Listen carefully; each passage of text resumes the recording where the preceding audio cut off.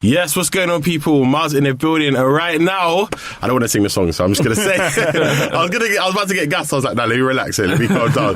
Lotto Boyz in the building. What are you saying? We're there. All right, so how you lot doing? Like, how's life? How's everything going? Because it's been the maddest, like, couple months, over a year now. Yeah. Like, getting millions of hits now. Like, obviously, you dropped like the first kind of project around to, like 2013, something like that, right?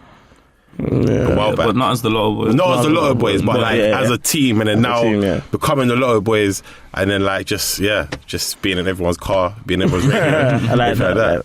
What's the saying, man? It's good, man. It's what.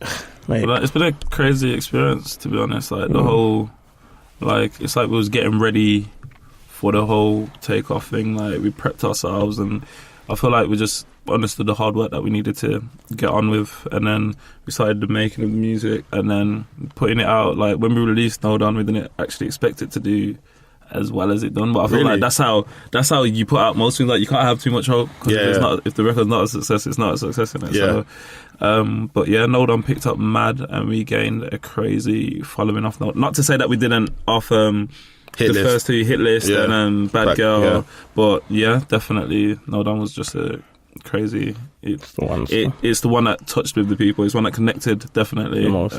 Yeah, it's because you got a like braggadocious kind of swag. braggadocious. Do you know what I mean? Like just there saying, "Yeah, making money like me," you know. So for that reason, like it took off, and obviously, like you got like this new kind of. Well, you're kind of defining it as like what Afro being is always kind of going with the name. Yeah, like Afro being. Yeah. So it's like mixture of both, but yeah. Okay, so like, why did you kind of want to label it like that? Because there's so many labels going around right now, and no one knows how to define like that sound at the moment. It's because like, okay, for me, it's probably like you have stuff like Afro bashment, Afro swing. Yeah. But then you go like Afro is the actual origin like Africa, you get me? So bashment is not all of the sounds, like it's not everything. But if you put BN, it's Caribbean. Yeah. So it's literally whatever's in that genre and whatever in this genre, put them together and it's like that's what it is. So there's no limitation on anything, you know what I mean? Because there's people out there that don't like bashment. Yeah. They'll hear Afro bashment and be like, oh, no, not. It's a bit different, you know? Yeah, you know what I mean? I think in the last couple of years, like a lot of people are kind of connecting more now with it. Like, what do you think kind of made that change, though?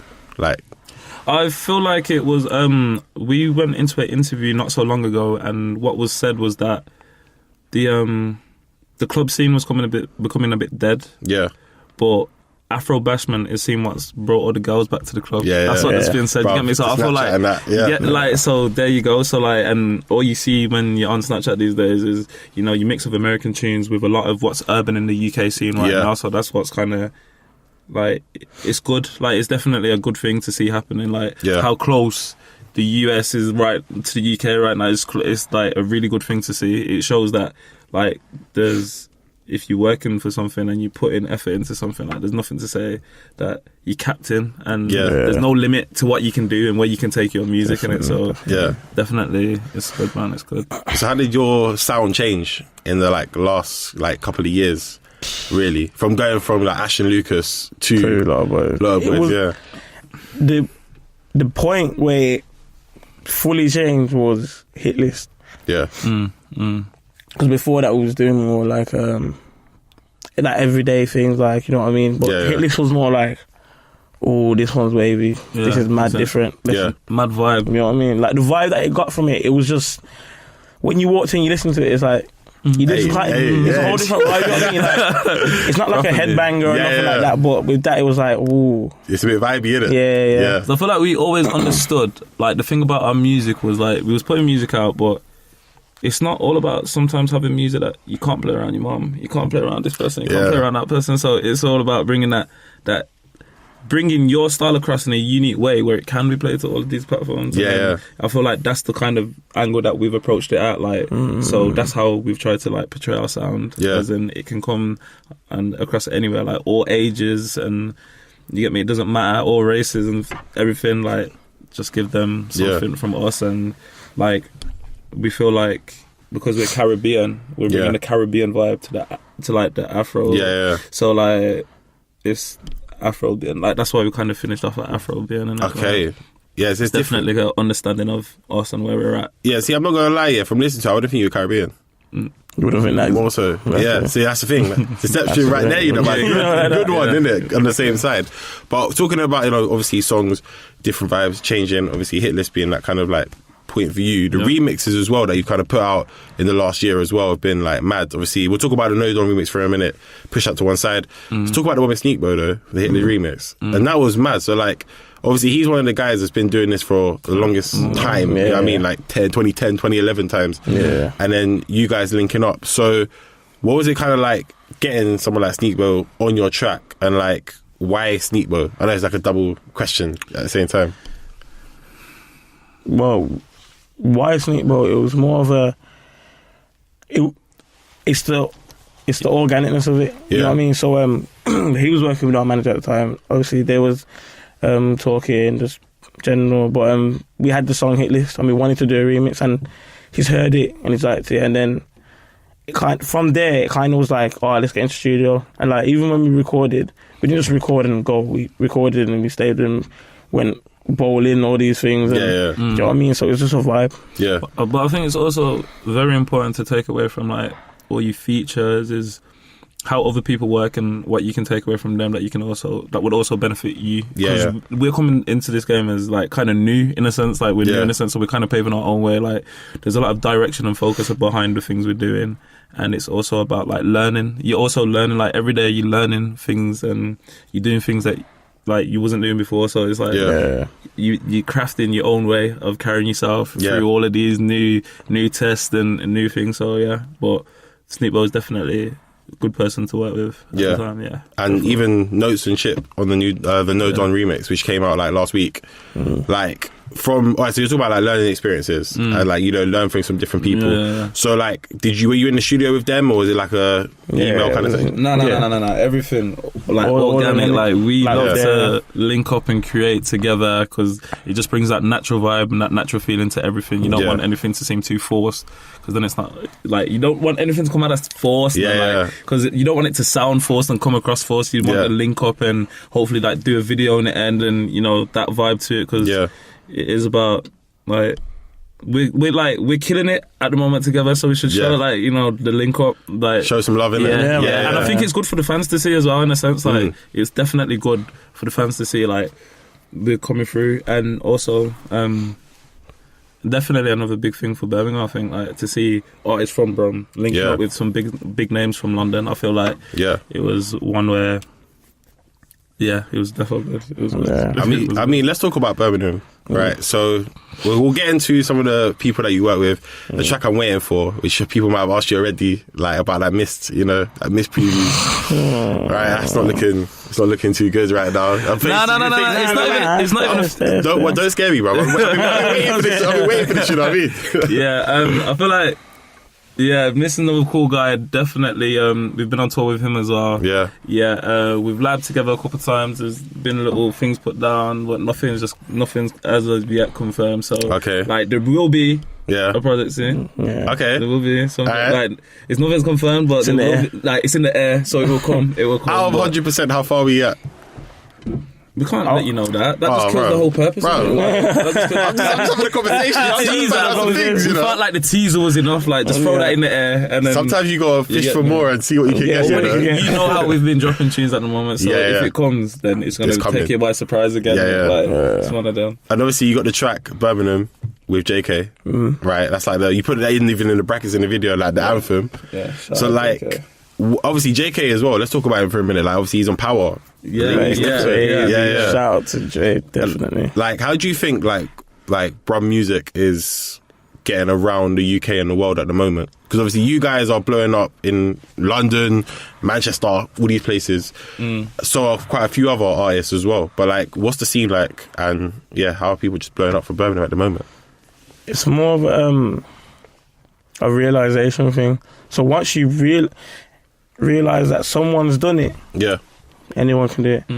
And I feel like that's the thing that cover artists from Brum lacking. It's the faith in yourself. Do you know what I mean? It's like I could tell you so much, but you have to actually get into it to know. Find your own route. Yeah, we've done it, but mate, you can do it too. Like, it's really not a thing of, I don't know. If you're going to do it, then do it. And make it that thing, you know what I mean? Yeah. And drive. And I feel like there was also a lack of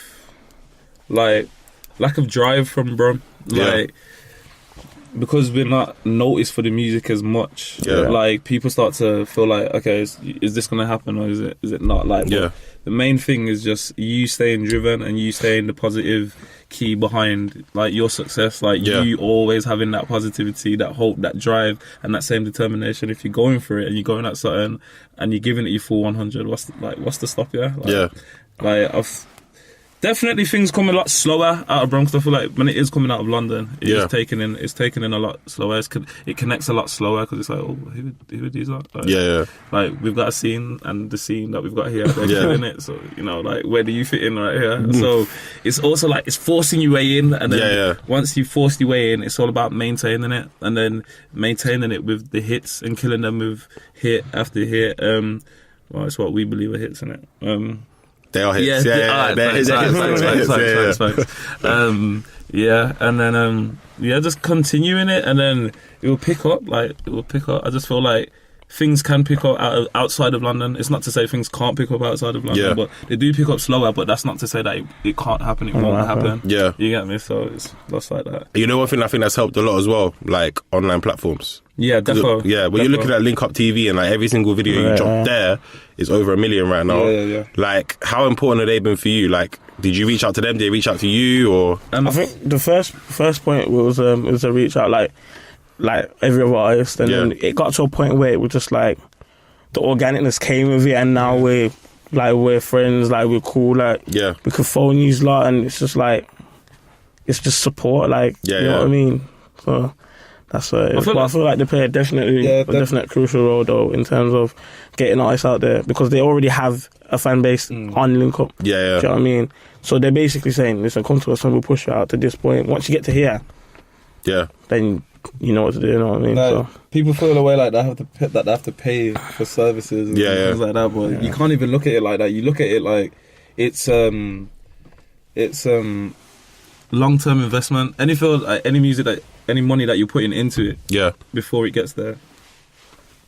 Yeah. Any money that you're putting into it before you get there, it's like a short-term setback for a long time, like a long-time goal. So you're only building towards it, because at the time when we were spending all like mad money putting into it, and you're not seeing the benefits out of it, it's like, yo, like, what's going on? But at the same time, like, with time, everything happens with time. So you have to, like, the slow, like, you know, your slow progress is better than no progress. Like, you're not getting bookings yet, but you're getting, like, people wanting dubs, and then you start getting regular dubs, and then you start getting regular bookings. Like, things do pick up slowly, but you just have to be thankful and grateful of everything that's coming at you, and make sure when you're given the opportunity to go out there and display your talent, like, go out and give it your full 100. Like, there's no barrier. Like, just go out and give them a show, innit? They've come to see you, innit? So it's one of them, man. Dropping gems right now, man. No. Important facts. But talk about things that are coming your way. Right, summer's not over just yet. So what is coming up for you guys in the next, like, couple weeks, couple months? More music, we already know that. You know what I mean? We've got the features and that. What we can say is that there's an EP coming. Okay. There's an EP coming, and that, I'm not going to ask when, because, like, you're not going to tell me. You know what? You just know what someone's like, oh, man, guys, please. I'll start hiding behind the mic. But it's coming real soon, and once it's there, that's basically our introduction. Like, listen, you've probably been asking, who the hell's Lotto Boyz? This is us. Yeah. We've got... Oh, yeah. You, so. Alright, so basically, right now, it'll probably just come out, or... Last week. That came out, last week? That would be P. Montana's project, and we're on there. So look for Planting and Dumpling. Track 2.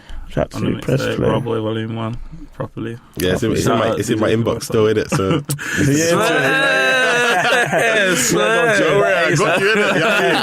But no, thank you for chatting to me today, man. Yeah, cool. Anytime, boy. Thanks for having us. No problem. Lotto Boyz in the building. Cheers.